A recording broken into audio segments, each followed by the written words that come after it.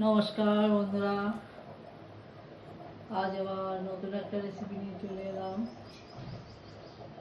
দেখো, আমি কচুর গাঁঠি সিদ্ধ করে ধুয়ে পরিষ্কার করে নিয়েছি।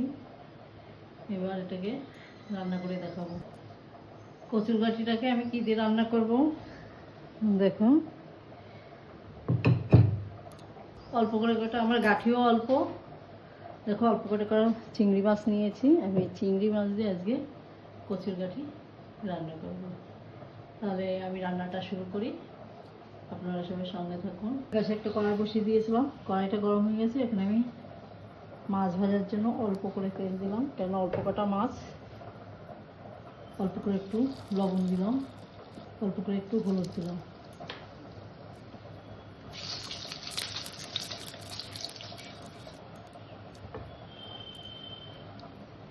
গ্যাসটাকে ছোট করে দিলাম, মাছটা দিয়ে দিলাম। নেড়ে চেড়ে মাছটাকে আমি হালকা করে ভাজবো, খুব কড়া করে ভাজবো না। চিংড়ি মাছ কড়া করে ভাজলে ভালো লাগে না, খেতে চামচাম হয়ে যায়। যাক, আমি মাছটাকে একটু হালকা করে ভেজে নেব।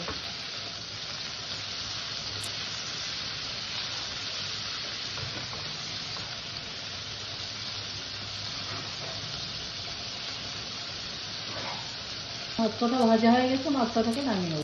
এই তেলের মধ্যেই আমি অল্প করে তেল দিয়ে দিলাম।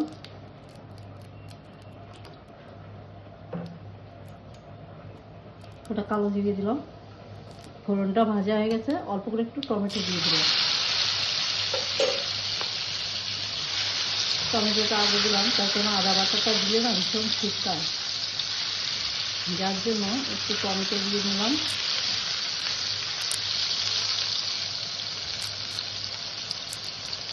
টমেটোটাকে একটু নাড়াচাড়া দিয়ে নিয়েছি। এবার একটু আদা বাটা দিলাম। আদা বাটাটাকে আমি হালকা করে একটু কষে নেব। আদা বাটাটাকে আমি কষে নিয়েছি। অল্প করে স্বাদ অনুযায়ী লবণ দিলাম, একটু ধনের গুঁড়ো দিলাম, একটু জিরের গুঁড়ো দিলাম, পরিমাণ মতন হলুদ দিলাম। এবার মশলাটাকে অল্প করে একটু জল দিয়ে আমি কষে নেব। অল্প করে একটু জল দিলাম।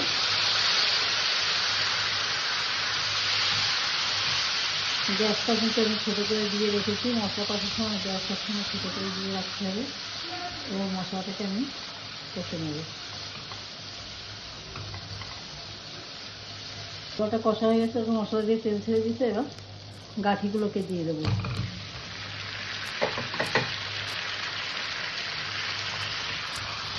গাঁঠিটা দিয়ে আমি তরকারিটা একটু কষে নেব। এটা এখন আমি লঙ্কা দিই, লঙ্কাটা দেবো। এই চিংড়ি মাছ দিয়ে গাঁঠি আর একটা কোনোভাবে খাওয়া যায়, সেটা একদম সহজভাবে করা যায়, একদম মশলা ছাড়া। আমি ওই রেসিপিটা বাড়িতেই ওই রেসিপিটা বেশি করে খাই, কোনো মশলা থাকে না। অল্প করে একটু ধনে জিরে ভিজে রাখতে হবে শুকনো খোলায়। কটা জিরে ফোড়ন দাও, কালো জিরে ফোড়ন দাও, যেটাই দাও ফোড়ন দিয়ে এইভাবে গাঁঠিটাকে কষে হলুদ লবণ দিয়ে লঙ্কা দিয়ে গাঁঠিটাকে কষে জল দিয়ে দিতে হবে। জল দিয়ে ফুটে গেলে ঝোল গাঁঠি সব ভালো করে ফুটে গেলে তারপরে চিংড়ি মাছটা দিয়ে দিতে হবে। চিংড়ি মাছটা দিয়ে আবার একটু নাড়াচাড়া দিয়ে ফুটিয়ে ওই যে শুকনো খোলা ভেজে রাখা ধনে জিরের গুঁড়োটা ওইটা দিয়ে দিতে হবে। ওইটা দিয়ে হালকা করে নেড়ে চেড়ে একটু ধনে পাতা কুচি দিয়ে নামিয়ে দাও। একদম হালকা মশলা করে খেতে কিন্তু দুর্দান্ত লাগে। তবে আমি আজকে একটু মশলা অ্যাড করলাম এতে, যেমন একটু ধনের গুঁড়ো, একটু জিরের গুঁড়ো, একটু আদা বাটা দিলাম। ধনে জিরেটা যেটা আমি শুকনো দিতাম সেটা কাঁচা দিলাম, মানে যেটা আমি ভাজা দিতাম সেটা আমি কাঁচা দিলাম। ওই এক্সট্রা দিলাম একটু আদা বাটা, আর কিছু না।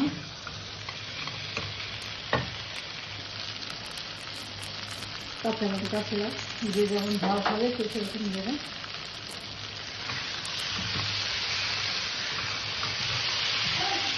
কাঁচা মশলা তরকারি একটা স্বাদ, ভাজা মশলার তরকারি একটা স্বাদ। একই মশলায় দু রকমভাবে রান্না করা হবে, দুটো তরকারিতে দু রকম স্বাদ হবে। ভাজাটাই একরকম স্বাদ আসবে, আর এই কাঁচা মশলা কষে রান্না করা সেটাই একরকম স্বাদ আসবে।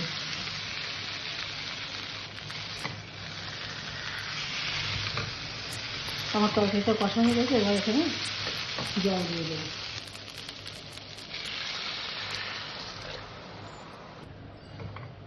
তরকারিটাকে আমি সুন্দর করে ফুটিয়ে নেব।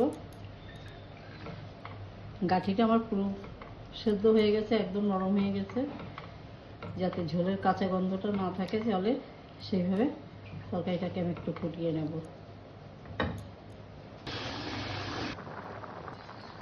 ভেজে রাখা চিংড়ি মাছটা দিয়ে দিলাম।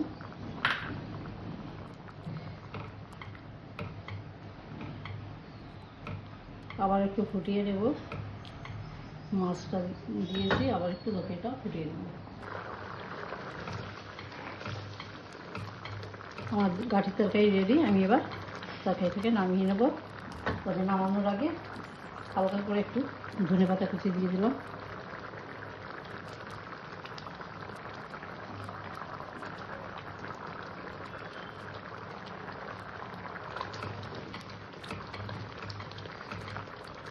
এই ঝোলটুকু রাখতে হবে, তা নাহলে একদম শুকিয়ে যাবে তরকারিটা।